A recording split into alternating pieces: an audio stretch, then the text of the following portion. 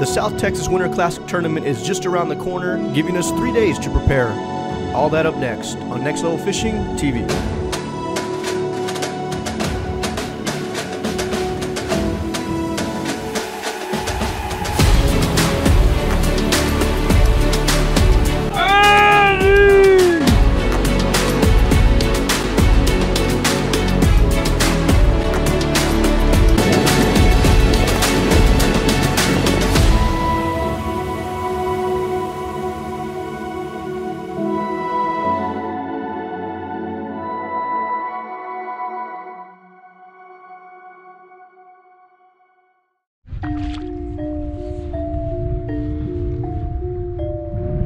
How are you guys doing today? I'm going to start off today by a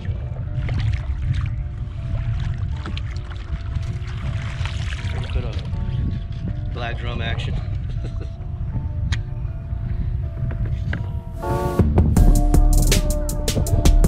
Right there on the corner of that lip, man, she wasn't this fish wasn't going anywhere.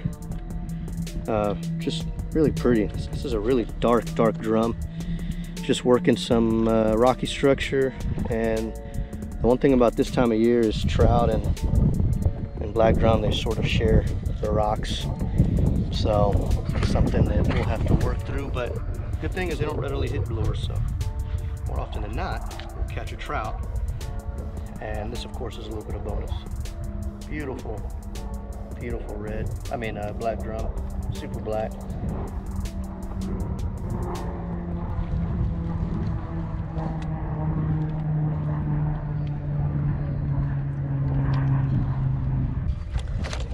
Always make sure you have that little lanyard kind of tied around your wrist. You can lose your fish grip. So, in case some of y'all are wondering, this is a lot smaller. So, this is like a normal fish grip, and this is a mini. In case you want a smaller fish grip, I think they're a lot better for handling trout and some less aggressive species. If you're handling maybe some offshore, some big old bulls, beef it up for sure with that. All right, so we can get another. The winter is important really for a lot of different reasons. You know, obviously it's cold, we're targeting trout, and that sort of makes things easier once you sort of understand trout fishing. And so what we're doing is we're really taking water temperature into account and everything we're doing.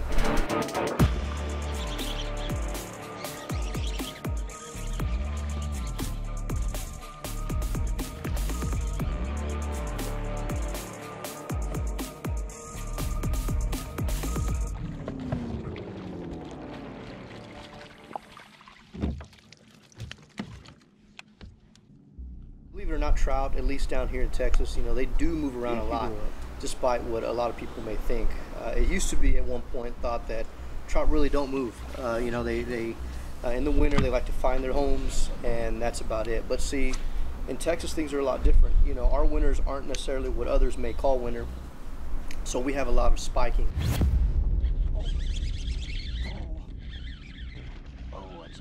That's a nice one.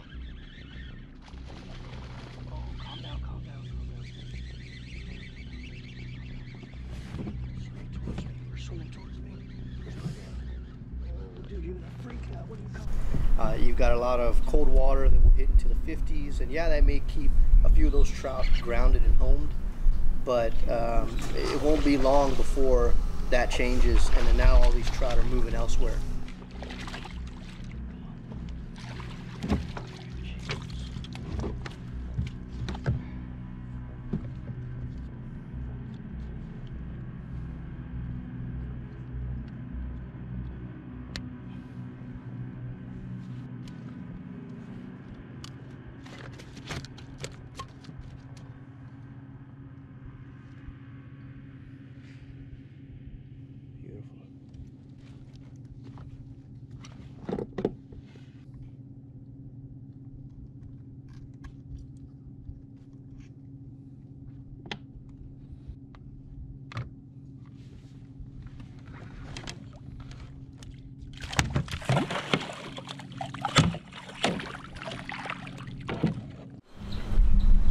So I'm struggling, you know, early on, and I just decided to change baits, man. I have stuff that I've never used before, and I grabbed one that apparently was about 4 years old.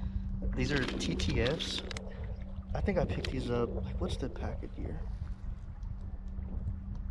2016, I think. 2016, they've been sitting around. I put them on and they're doing their thing, I guess. Never heard of them. Ah, a little dinky. We'll let her go. Obviously, right?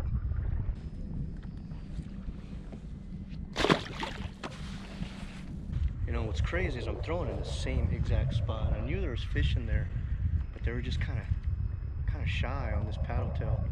So I switched it up to this jerk style bait, and just a completely different reaction. So I think this is what they sort of want. That's at least what triggered them. So that one was definitely a keeper. Wasn't really too concerned about landing it. And for my old time viewers, man, if you're an OG, I got the crown arc today. it's all beat up, dude, but it still performs like a dime, huh? That's when you know you got the good stuff, man. They don't build them like they used to. I think it's important to pay attention to detail on everything you do when it comes down to fishing if you want to be a great fisherman. You know, today we had a little bit of an issue where our electronics died off. I have a battery problem, and I only got about a good 30 to 40 minutes of use with it. Now, what's important to realize is you got to remember the depths that you're at and the water temperature that is being read. So we sort of have to go back to this old school kind of poking around, pulling around, and just getting a gauge of where the depth is at, where the fish might be, and where I need to position myself off this relatively shallow shoreline, which makes all the world of difference between smaller trout and larger trout.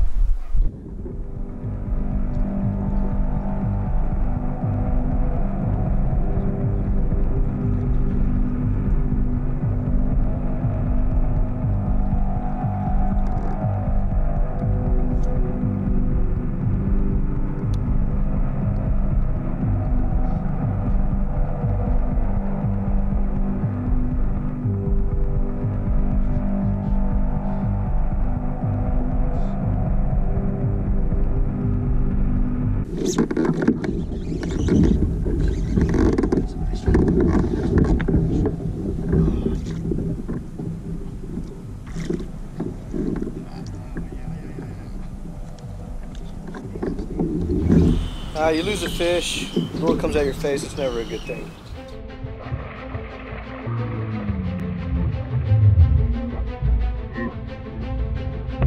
Then you toss it back out, and then it wants to come back for more. She kind of toys with you a little bit, but never a third time. Come to daddy.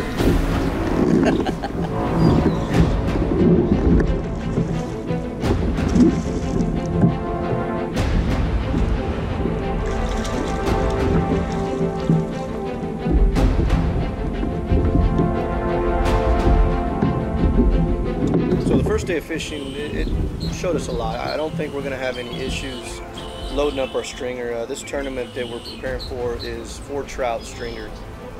So basically here in Texas, the state of Texas, you're allowed 5 trout. That's your limit. And this tournament is going to be your biggest 4, which is cool. It allows you to sort of cycle that 5th one in and out and continue your upgrading process.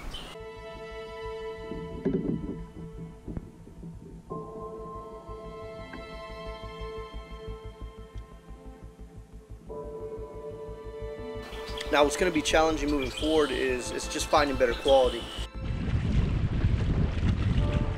And so what I have in mind, where we're going to next actually, is very similar. Hey guys, I hope you enjoyed this episode. If you like our content, hit that like button, subscribe, and leave your notifications on, because if you leave your notifications on, then you're in the loop. That's the bottom line. Join us next week as we hit up our last pre-fishing location in preparation for the South Texas Winter Classic.